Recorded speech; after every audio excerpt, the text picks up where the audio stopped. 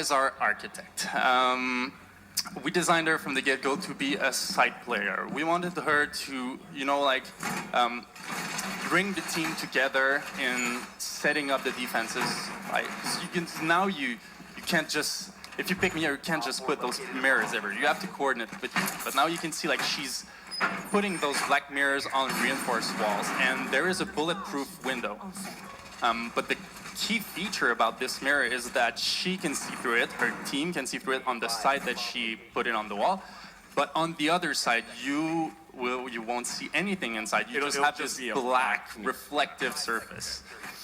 And so we really wanted her to be able to set up the defenses the way she wants, and to make the approach for the attackers super hard. You have to be very cautious, because when you get in front of a black mirror, you have no clue. You have no clue if something. But there's a little wrinkle you guys put in here, right? Yes. What does that do?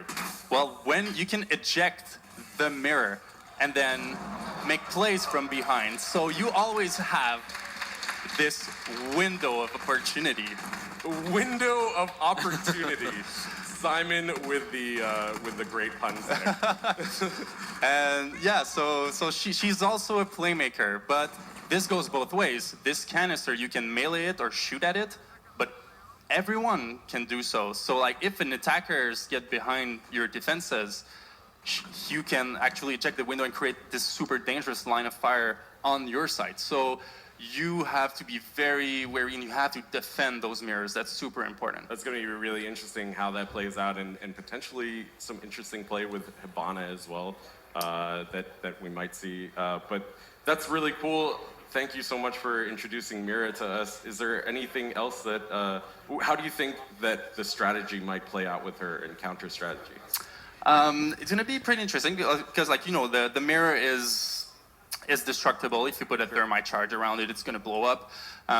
But you also have some interesting strats on the defense side of things. There's a certain operator that we all cherish and love that got a buff last December. Yeah, I was about to ask, are we gonna see a Tachenka meta?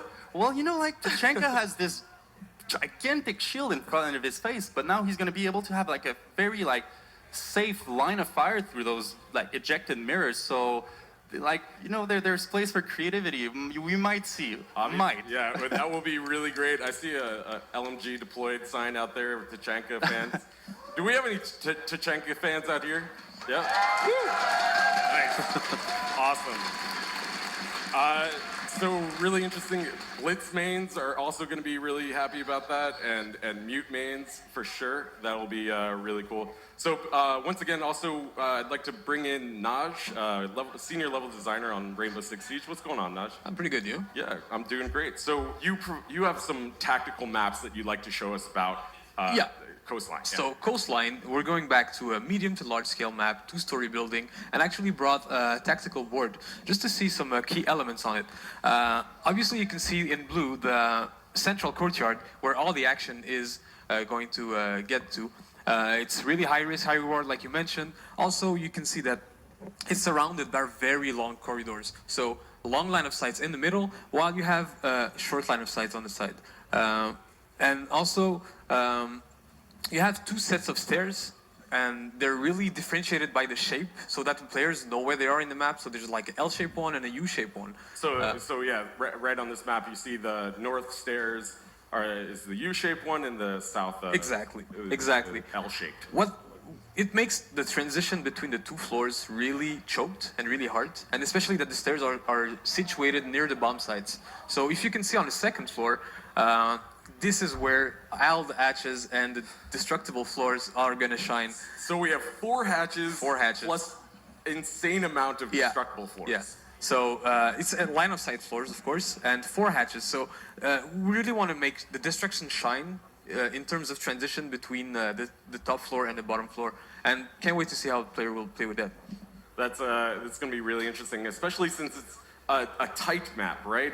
It's quite close quarters. It's close quarters on the outside perimeters. Right. You have really long engagements in the middle. I think that's going to be interesting to see. And one cool thing as well is you have place to roam, but then you have Jackal introduced. So I can't wait to see how they're gonna. So on Coastline, you'll be able to create the line of sights with Mira down the long hallways, yeah. and then track down the roamers Yeah. on the opposite side with Jackal. That's going to be really interesting Yeah. to see how that plays out and how the meta develops within the group. Yeah. So tell us a little bit more about how the level design process works for you guys. Well, we always try to keep in mind